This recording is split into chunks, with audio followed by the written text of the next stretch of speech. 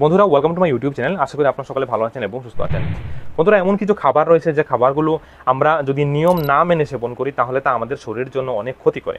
তার মধ্যে ফল এক ধরনের কিন্তু হয়ে থাকে। দেখুন, ফলের মধ্যে ভিটামিন, মিনারেলস, নিউট্রিশন খুব পর্যাপ্ত পরিমাণে থাকে। তাই প্রত্যেকের ফল সেবন করা খুব বেশি প্রয়োজন। আপনি যদি প্রতিদিন যে কোনো ধরনের একটি ফল আপনি যদি সেবন করতে পারেন তাহলে আপনার শরীরকে সুস্থ রাখতে সেটা কিন্তু খুব বেশি সহায়তা করবে। কারণ ফলের মধ্যে ন্যাচারাল ফ্রুক্টোজ থাকে বা তার মধ্যে বিভিন্ন ভিটামিন, মিনারেলস এবং মাল্টিভিটামিন তার মধ্যে থাকে, যেগুলো আমাদের শরীরের জন্য খুব বেশি প্রয়োজনীয়। তাই অবশ্যই আপনারা ফল সেবন করবেন। বাট এমন কিছু ফল রয়েছে যেগুলো আমরা যদি খালি পেটে সেবন করি, এগুলো কিন্তু আমাদের শরীরের জন্য ক্ষতিকর হতে পারে, আমাদের শরীরের মধ্যে বিভিন্ন সমস্যার সৃষ্টি করে দিতে পারে।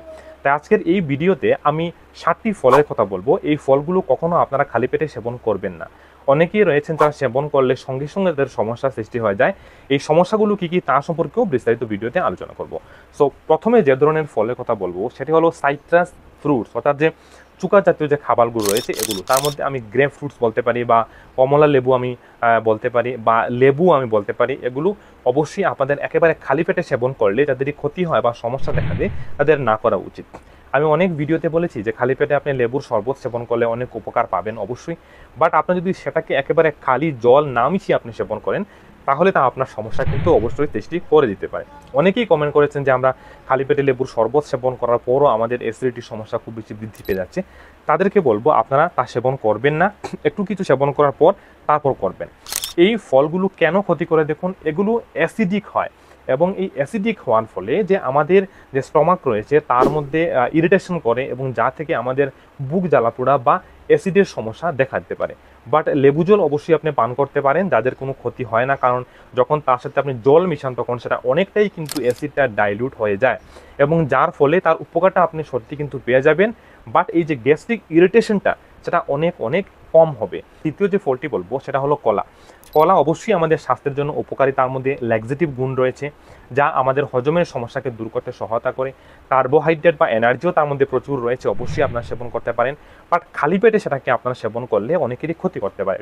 খালি পেটে সেবন করলে কি হয় দেখুন, কলার মধ্যে প্রচুর পরিমাণে পটাশিয়াম থাকে এবং ম্যাগনেসিয়াম থাকে, এবং আপনি যদি প্রতিদিন একটি বা দুটি কলা আপনি খালি পেটে সেবন করেন তাহলে আপনার যে ইলেকট্রোলাইট ব্যালেন্সটা রয়েছে, যেমন পটাশিয়াম এবং ম্যাগনেসিয়ামের ব্যালেন্সটাকে সেটা ইমব্যালেন্স করে দিতে পারে। তাই অবশ্যই বলবো, আবার অনেকেরই কি হয় খালি পেটে কলা সেবন করলে এদের বুক জ্বালাপোড়া বা অ্যাসিডিটির সমস্যা আসে।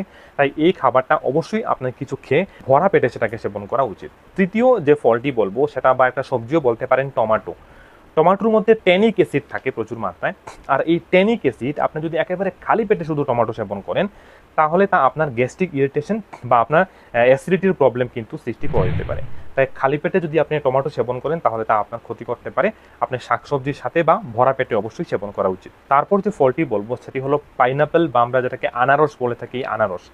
আনারসের মধ্যে ব্রোমেলিন থাকে, আর এই ব্রোমেলিন আপনার গ্যাস্ট্রিক ইরিটেশন করতে পারে। আপনি যদি খালি পেটে সেবন করেন তাহলে আপনার গ্যাসের সমস্যা, অ্যাসিডিটি এগুলোকে কিন্তু বাড়িয়ে দিতে পারে। তাই অবশ্যই খালি পেটে আনারস সেবন আপনি না করাটাই ভালো। তারপর বলবো গুয়াভা, যাকে আমরা গয়াম বলে থাকি। তার মধ্যে ভিটামিন, মিনারেলস প্রচুর মাত্রায় থাকে এবং সেটা অবশ্যই আমাদের সেবন করা প্রয়োজন। বাট খালি পেটে সেবন করলে তার মধ্যে যে ফাইবারের পরিমাণ প্রচুর রয়েছে, যা একেবারে খালি পেটে সেবন করলে আপনার গ্যাস্ট্রিক ইরিটেন্ট অর্থাৎ আপনার অ্যাসিডিটির সমস্যা কিন্তু বৃদ্ধি করে দিতে পারে। তাছাড়াও এমন কোনো ফল যে ফলটা আপনাকে ফ্রিজে রেখে সেবন করছেন বা ঠান্ডা করে সেটাকে সেবন করছেন, এটা করা উচিত নয়। এবং খালি পেটে সেটাকে অবশ্যই সেবন করা উচিত নয়, কারণ খালি পেটে আপনি যদি ঠান্ডা ফ্রিজ থেকে বের করে ফল সেবন করেন তাও আপনার কিন্তু শরীরের মধ্যে যে অ্যাসিড বেস ব্যালেন্সটাকে নষ্ট করে দিতে পারে বা আপনার গ্যাস্ট্রিক ইরিটেশনের সমস্যা কিন্তু সৃষ্টি করে দিতে পারে। তারপর বলবো শশা। শশা যদি আপনি খালি পেটে সেবন করেন তাও কিন্তু আপনার শরীরের জন্য ক্ষতিকর। অবশ্যই তার মধ্যে পানীয় জলের পরিমাণ খুব বেশি মাত্রায় থাকে, বাট খালি পেটে সেবন করলে আপনার গ্যাস্ট্রিক ইরিটেন্টের মতো সমস্যা সৃষ্টি করতে পারে। তার মধ্যে ফাইবার প্রচুর রয়েছে, অবশ্যই কিছু সেবন করার পর সেটাকে সেবন করা খুব বেশি প্রয়োজন। অনেকেই বলবেন যে আমরা খালি পেটে যে স্যালাড সেবন করি, স্যালাডের মধ্যে আমরা টমেটো এবং শশা এগুলো সেবন করে থাকি।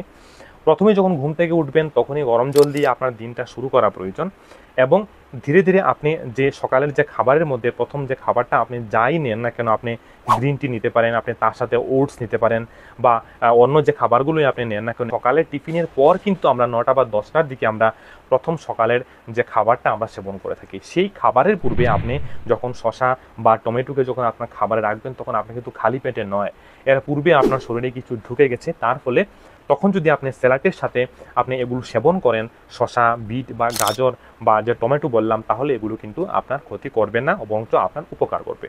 বন্ধুরা, আজকের এই ভিডিওতে আমি 6 থেকে 7টি ফলের কথা বললাম বা কিছু সবজির কথা বললাম, যেগুলো আপনাকে একেবারে খালি পেটে সেবন করা কিন্তু উচিত নয়। বাট আপনি যদি এগুলো একটু সাবধান অনুসারে একটু ভরা পেটে সেবন করেন, তাহলে তার উপকার কিন্তু অনেক অনেক বেশি পেয়ে যাবেন। এই সম্পর্কিত কোনো তথ্য বা কোনো কমেন্ট আপনার থাকলে অবশ্যই কমেন্ট সেকশনে লিখে জানাবেন। আর এই ভিডিওটা উপকার আসলে অবশ্যই একটা লাইক করবেন এবং আমাদের চ্যানেলের সঙ্গে থাকবেন, তাহলে আগামী দিন এই চ্যানেল থেকে আরও অনেক ভালো ভালো স্বাস্থ্য তথ্য আপনি কিন্তু পেয়ে যাবেন। দেখা হচ্ছে অন্য কোনো ইম্পর্টেন্ট ভিডিওতে। আজকের মূল্যবান ভিডিওটা আপনার মূল্যবান সময় দেখার জন্য অসংখ্য ধন্যবাদ। ভালো থাকবেন, সুস্থ থাকবেন।